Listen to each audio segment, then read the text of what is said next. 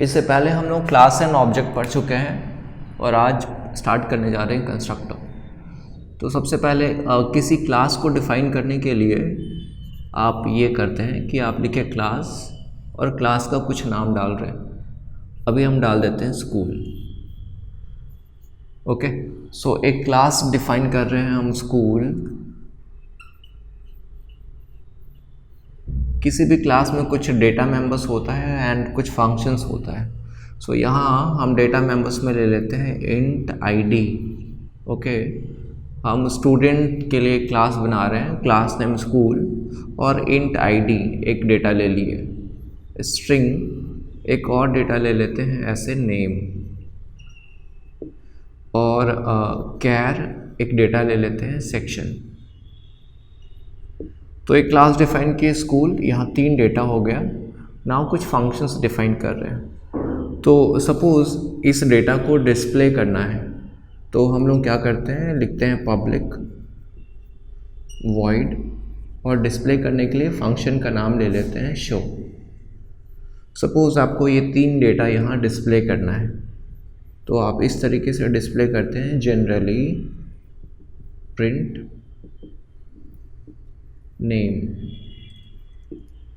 Name के लिए क्या वेरिएबल आप लिए हैं, नेम ही लिए हैं, सो नेम।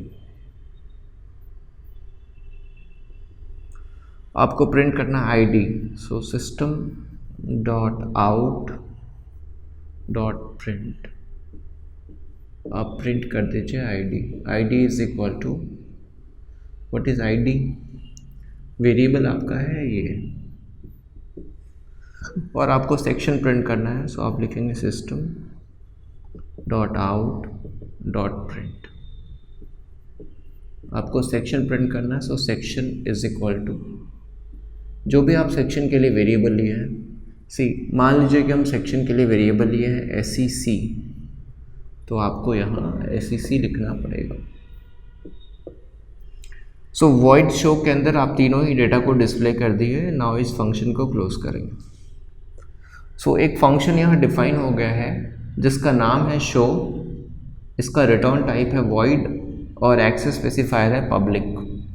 अब हम लोग डिफाइन करने जा रहे हैं कंस्ट्रक्टर। देखिए इस फंक्शन का नाम क्या है, शो। ओके, शो एक फंक्शन यहाँ डिफाइन किए हैं, नाम है शो। अगर आपको कंस्ट्रक्टर डिफाइन करना है तो ये फंक्शन नेम वही रखेंगे जो क्लास का नाम है। सो क्लास का नाम क्या है, स्कूल, इसलिए कंस्ट्रक्टर नेम भी स्कूल लेना पड़ेगा। सो ये हो गया कंस्ट्रक्टर। तो फर्स्ट पॉइंट कंस्ट्रक्टर से रिलेटेड कि फंक्शन जो होता है नॉर्मल फंक्शन, इसका नाम आप कुछ भी ले सकते हैं, पर अगर ये कंस्ट्रक्टर है तो इसका नाम वही होगा जो क्लास का नाम है। Okay, next return type. ये शो का रिटर्न टाइप क्या डाले हैं आप, वॉइड, पर कंस्ट्रक्टर का कोई रिटर्न टाइप नहीं होता है। Constructor has no return type, तो आपको रिटर्न टाइप नहीं लेना है। आप चाहें तो एक्सेस स्पेसिफायर मेंशन कर सकते हैं पब्लिक, अगर आप नहीं करेंगे तो भी एक्सेप्टेड है ना। आप नहीं लेंगे तो इसका एक्सेस स्पेसिफायर डिफ़ॉल्ट हो जाएगा, वो अलाउड है। ओके, ठीक है। सो आप एक्सेस स्पेसिफायर पब्लिक ले लीजिए, रिटर्न टाइप लेने का ज़रूरत नहीं है। Constructor has no return type. तो ये हो गया कंस्ट्रक्टर फंक्शन, ये हो गया नॉर्मल फंक्शन। 2 पॉइंट आपको अभी समझ आ गया है कि एक, कंस्ट्रक्टर का नाम वही होगा जो क्लास का नाम होगा। दूसरा, किसी भी नॉर्मल फंक्शन का रिटर्न टाइप होता है पर कंस्ट्रक्टर का रिटर्न टाइप नहीं होता है। ओके, तो अभी ये कंस्ट्रक्टर फंक्शन का काम क्या है। कंस्ट्रक्टर फंक्शन अपने क्लास के डेटा मेंबर्स को इनिशियलाइज करता है। इनिशियलाइज करने का मतलब कि ये जो भी डेटा है उसका इनिशियल वैल्यू आप कंस्ट्रक्टर के अंदर डालेंगे। जैसे आईडी ले लिए आप, और आईडी का कोई एक इनिशियल वैल्यू डाल दीजिए, जैसे हम डाल देते हैं 40। आप नेम ले लेंगे वेरिएबल, और नेम का कोई इनिशियल वैल्यू डाल देंगे, जैसे हम डाल रहे हैं XYZ। सेक्शन वेरिएबल ले लीजिए और इसका कोई एक डिफ़ॉल्ट वैल्यू डाल देंगे, इनिशियल वैल्यू, सो हम डाल दिए A। क्योंकि ये कैर टाइप है, सिंगल कोट्स में डाल रहे हैं वैल्यू। क्योंकि नेम स्ट्रिंग टाइप है, डबल कोट्स में डालेंगे वैल्यू। क्योंकि ये आईडी इंटीजर टाइप है, इंटीजर वैल्यू डाल रहे हैं। सो कंस्ट्रक्टर का काम यही है, आप कंस्ट्रक्टर के अंदर वेरिएबल्स का, इस डेटा मेंबर्स का कोई भी इनिशियल वैल्यू डाल देंगे। ओके, जनरली जब हम लोग प्रोग्राम कर रहे हैं तो हम लोग यहाँ डिफ़ॉल्ट वैल्यूज़ डालते हैं। जैसे आईडी इंटीजर टाइप है तो आप डाल देंगे 0, ये नेम जो है वो स्ट्रिंग है तो आप डालेंगे नल। ओके, और सेक्शन में आप सिंगल कोट्स में ऐसे कुछ वैल्यू डाल दीजिए, राइट। अगर कोई डबल टाइप वैल्यू होता, कोई डबल टाइप वेरिएबल होता तो फिर आप 0.0 लेते हैं। सो कंस्ट्रक्टर का काम क्या है? कंस्ट्रक्टर का काम है जो भी डेटा मेंबर्स है उसका इनिशियल वैल्यू लेना। ओके, सो 3 पॉइंट आपको समझ आ गया कि कंस्ट्रक्टर का नाम वही होगा जो क्लास का नाम होगा, इसका रिटर्न टाइप नहीं होगा, और कंस्ट्रक्टर क्लास के डेटा मेंबर्स को इनिशियलाइज करता है। ठीक है, नाउ अभी आ जाइए, हम लोग बनाने जा रहे हैं public static void main. So public static void main, किसी भी क्लास में अगर कुछ फंक्शंस है और आपको कॉल करना है, आप फंक्शंस को इन्वोक करना चाहते हैं, तो सबसे पहले हम लोग क्लास का ऑब्जेक्ट क्रिएट करते हैं। So class name is school, आप ऑब्जेक्ट इस तरह क्रिएट करेंगे, school OB equal to new school. Okay, ना आपको ये दो फंक्शन कॉल करना है। सो इस फंक्शन को कॉल करने के लिए आप लिखेंगे OB.school, और इस फंक्शन को कॉल करने के लिए लिखेंगे OB.show। ये हम लोग लास्ट क्लास सीख चुके हैं। ये मेन क्लोज हो गया और फाइनली इस क्लास को यहाँ क्लोज करेंगे। सो देखिए, आप सबसे पहले ऑब्जेक्ट क्रिएट किए और फिर फंक्शंस को कॉल कर रहे हैं। अब यहाँ एक कॉन्सेप्ट है, किसी ये फंक्शन शो है और ये स्कूल फंक्शन है। ये जो फंक्शन है ये कंस्ट्रक्टर है। कंस्ट्रक्टर को कभी भी हम कॉल नहीं करते हैं, ये कंस्ट्रक्टर ऑटोमेटिकली कॉल हो जाता है जब आप ऑब्जेक्ट क्रिएट करते हैं। सो इस लाइन के टाइम जैसे ही ऑब्जेक्ट क्रिएट हुआ, कंस्ट्रक्टर ऑटोमेटिकली कॉल हो जाएगा, वेरिएबल्स को डेटा मिल गया, नाउ आप डिस्प्ले करेंगे OB.show, तो ये फंक्शन कॉल हो गया। सो पॉइंट क्या है, नॉर्मल फंक्शन को आप ऑब्जेक्ट के थ्रू कॉल करते हैं, पर कंस्ट्रक्टर को कॉल करने का ज़रूरत नहीं है। कंस्ट्रक्टर ऑटोमेटिकली कॉल हो जाएगा इस वक्त, कब? जैसे ही ऑब्जेक्ट क्रिएट होगा कंस्ट्रक्टर ऑटोमेटिकली कॉल हो जाएगा। ओके, सो 4 पॉइंट्स आपको मिल गया। Constructors name is as same as the class name, it has no return type, it is used to initialise the data members, और last point, it gets called automatically when object is created. ठीक है, तो ये 4 point आपको मिल चुका है। कुछ और पॉइंट्स जो आपको पता होना चाहिए कि सबसे पहले कि ये जो कंस्ट्रक्टर है इसको आप प्राइवेट डिफाइन नहीं कर सकते। कंस्ट्रक्टर को अगर आप प्राइवेट बना रहे हैं, सपोज आप इसको बना रहे हैं private, then this is invalid. Constructor private नहीं हो सकता है ना, can't be defined private. Okay, आपको हमेशा कंस्ट्रक्टर या तो पब्लिक रखना पड़ेगा या फिर आप कोई भी स्पेसिफायर नहीं लगाइए तो ये डिफ़ॉल्ट हो जाएगा। नेक्स्ट पॉइंट क्या है कि आप कंस्ट्रक्टर को स्टैटिक नहीं बना सकते। Okay, so can't be defined as static. और एक पॉइंट क्या है, सी। ओके, बस ये पॉइंट आपको पता होना चाहिए, can't be defined as final. Now what is final? ये फाइनल क्या है हम लोग नेक्स्ट वीडियोस में डिस्कस करेंगे। फिलहाल आप ये पता जान लीजिए कि आप किसी भी कंस्ट्रक्टर को फाइनल डिफाइन नहीं कर सकते। ओके, सो फिलहाल इतना पॉइंट। अब आगे बढ़ेंगे कि कंस्ट्रक्टर का कितना टाइप्स होता है। सो कंस्ट्रक्टर का 3 टाइप्स है, types of constructor. First type is default constructor.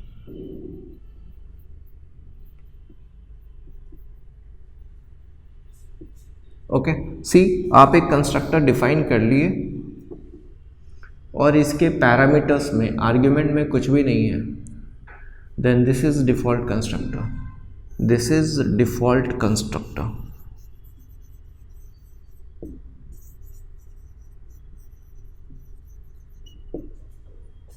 Okay, now जो सेकेंड टाइप है वो है पैरामीटराइज्ड कंस्ट्रक्टर।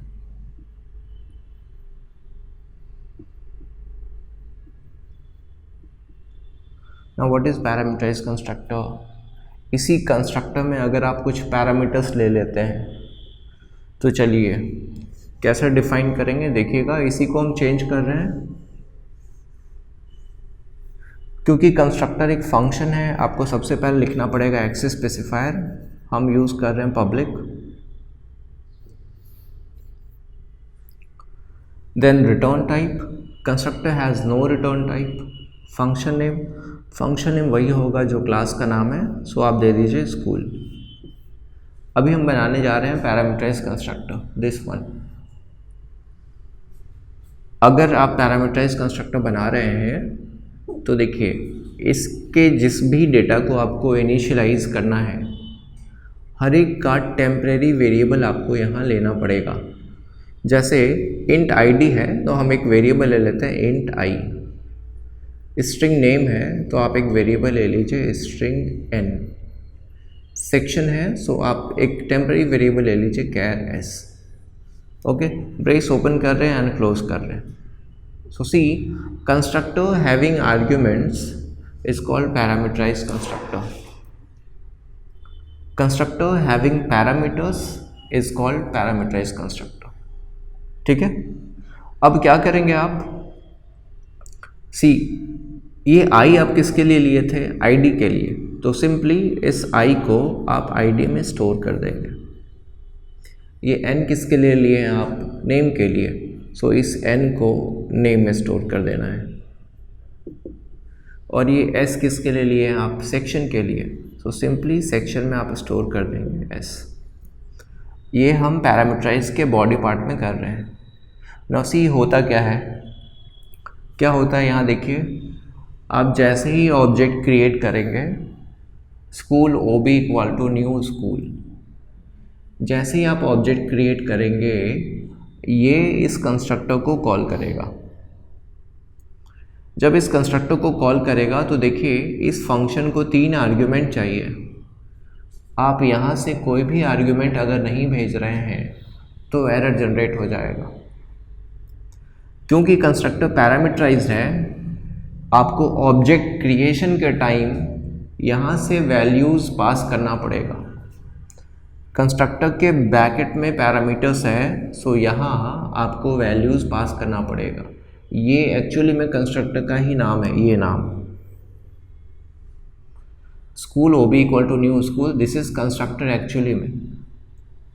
सो क्या क्या पास हो रहा है? एक इंटीजर, एक स्ट्रिंग और एक कैरेक्टर। तो आप यहाँ से 3 वैल्यू पास करेंगे। लाइक सपोज आप पास किए 40, नेम पास करना है। सपोज आप पास कर दिए ऐसे RAS, कॉमा, देन आपको क्या पास करना है? Character type, that is section. So आप सपोज यहाँ से पास कर दिए B। देखिए क्योंकि इंटीजर टाइप है, सबसे पहले हम 40 पास कर रहे हैं, फिर स्ट्रिंग है तो आप डबल कोट्स में वैल्यू पास किए हैं, देन कैरेक्टर है इसलिए आप सिंगल कोट्स में वैल्यू पास कर रहे हैं। नाउ होगा क्या, आप जैसे ही ऑब्जेक्ट क्रिएट हुआ school OB equal to new school, ये 40 आ जाएगा आई में। और ये आप 40 किसके लिए भेजे थे? आईडी के लिए, इसलिए अब ये आई चला जाएगा आईडी में। सो 40 आई में आया और आई फिर आईडी में चला गया, फाइनली आईडी में 40 आ गया। सो इसी तरीके से पैरामीटराइज्ड कंस्ट्रक्टर काम करता है। आप यहाँ नेम भेज रहे हैं RAS, ये जाएगा पहले n में और फिर आप n को नेम में डाल रहे हैं तो नेम में आ गया RAS। जब आप पास करेंगे b तो ये b आएगा, देखिए b आ जाएगा s में और फिर आप s को सेक्शन में डाल रहे हैं तो सेक्शन में आ जाएगा b। तो हुआ क्या, पैरामीटराइज कंस्ट्रक्टर के थ्रू भी आप इस स्ट्रिंग डेटा को इनिशियलाइज कर दिए। ओके, सो ये टेम्पररी वेरिएबल्स लिए हैं और फिर उसको इस एक्चुअल वेरिएबल में स्टोर किए हैं, i को id में, n को नेम में, s को सेक्शन में। जब आप ऑब्जेक्ट क्रिएट करेंगे आपको इस पैरामीटर के अकॉर्डिंग वैल्यू पास करना पड़ेगा। ओके, ये था parameterised constructor, this is parameterised constructor.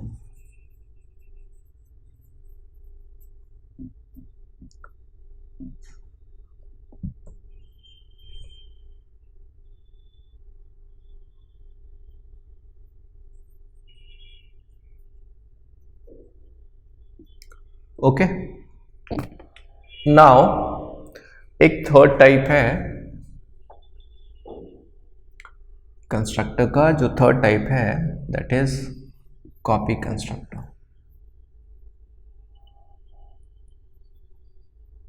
Okay, so तीन टाइप का कंस्ट्रक्टर आपको पढ़ना है, एक डिफॉल्ट कंस्ट्रक्टर, एक पैरामीटराइज्ड कंस्ट्रक्टर, एक कॉपी कंस्ट्रक्टर, राइट। कुछ कुछ पॉइंट्स हम आपको डिस्कस कर दिए कि कंस्ट्रक्टर का नाम वही होगा जो क्लास का नाम होगा, कंस्ट्रक्टर का रिटर्न टाइप नहीं होता है और हम कंस्ट्रक्टर को कभी भी कॉल नहीं करते हैं। ऑब्जेक्ट जैसे ही क्रिएट होता है कंस्ट्रक्टर अपने आप ही कॉल हो जाता है। कंस्ट्रक्टर को कभी भी आप प्राइवेट डिफाइन नहीं कर सकते हैं और ना ही स्टैटिक और ना ही फाइनल डिफाइन कर सकते हैं, ठीक है। थ्री टाइप्स ऑफ कंस्ट्रक्टर है, default, parameterized and copy. Now अभी हम लोग नेक्स्ट चीज़ देखने जा रहे हैं that is constructor overloading. Okay, so what is constructor overloading? Overloading का कॉन्सेप्ट है कि आपको कई सारा फंक्शंस लेना है और आर्ग्यूमेंट्स डिफरेंट रखना है। लाइक सी, अभी हम एक कंस्ट्रक्टर डिफाइन कर रहे हैं, कंस्ट्रक्टर का नाम स्कूल होगा क्योंकि क्लास का नाम स्कूल है और यहाँ आर्ग्यूमेंट में आप कुछ भी पास नहीं करना चाह रहे हैं। Okay, no argument, no argument है तो ये डिफ़ॉल्ट कंस्ट्रक्टर हो गया। यहाँ आप आईडी का कुछ डिफ़ॉल्ट वैल्यू ले लेंगे, नेम का भी कुछ डिफ़ॉल्ट वैल्यू ले लीजिए, हम लेते हैं XYZ, और सेक्शन का कोई डिफ़ॉल्ट वैल्यू ले लीजिए, हम ले लेते हैं A। सो ये कंस्ट्रक्टर बन गया, आर्ग्यूमेंट नहीं है, दिस इज़ डिफ़ॉल्ट कंस्ट्रक्टर। अभी एक और कंस्ट्रक्टर डिफाइन कर रहे हैं और यहाँ हम बस नेम को पास करना चाह रहे हैं। आर्गुमेंट में हम चाह रहे हैं कि बस नेम पास हो, सो स्ट्रिंग n, क्या करेंगे आप, नेम में स्टोर कर दीजिएगा n। बाकी दो का आप डिफ़ॉल्ट वैल्यू चाहें तो ले सकते हैं, तो आईडी का हम वैल्यू डाल देते हैं 20 और सेक्शन का वैल्यू डाल देते हैं b। ओके, ये ऑप्शनल है, आप स्टोर कर भी सकते हो और नहीं भी कर सकते हैं। आर्ग्यूमेंट में n है, n को नेम में स्टोर कर दिए, this is parameterize constructor. Okay, एक और कंस्ट्रक्टर डिफाइन कर रहे हैं स्कूल और हम चाह रहे हैं कि यहाँ आईडी और सेक्शन पास करें। सो क्या करेंगे आप, इंट आईडी के लिए ले लीजिए i और सेक्शन के लिए ले लेते हैं कैर s। i को आप आईडी में डाल दीजिए और s को सेक्शन में डाल दीजिए। नेम का आपका आपको डिफ़ॉल्ट वैल्यू लेना है कुछ तो ले लीजिए, बट ये लाइन कंपलसरी नहीं है। सो देखिए 3 कंस्ट्रक्टर्स बन गया है, तीनों का नाम सेम है ना, school school school, but argument different है। Okay, so 2 or more constructors having different arguments, है ना, आर्ग्यूमेंट डिफरेंट है, दिस इज कंस्ट्रक्टर ओवरलोडिंग। आप इस 3 को अगर कंसिडर करेंगे, इस 3 को अगर आप कंसिडर कर रहे हैं, then this is constructor overloading.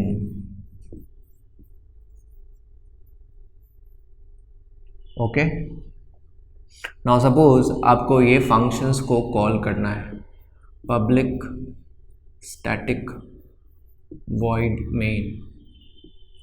अगर आपको ये सारे फंक्शंस को कॉल करना है सो सी आप सबसे पहले ऑब्जेक्ट क्रिएट करते हैं। सो चलिए ऑब्जेक्ट क्रिएट कर रहे हैं। School OB equal to new school. आप ऑब्जेक्ट क्रिएट किए तो देखिए कौन सा कंस्ट्रक्टर कॉल होगा, क्योंकि आप ऑब्जेक्ट क्रिएट किए हैं कंस्ट्रक्टर ऑटोमेटिकली कॉल होगा 1 2 3, इसमें से कोई भी कंस्ट्रक्टर कॉल हो सकता है।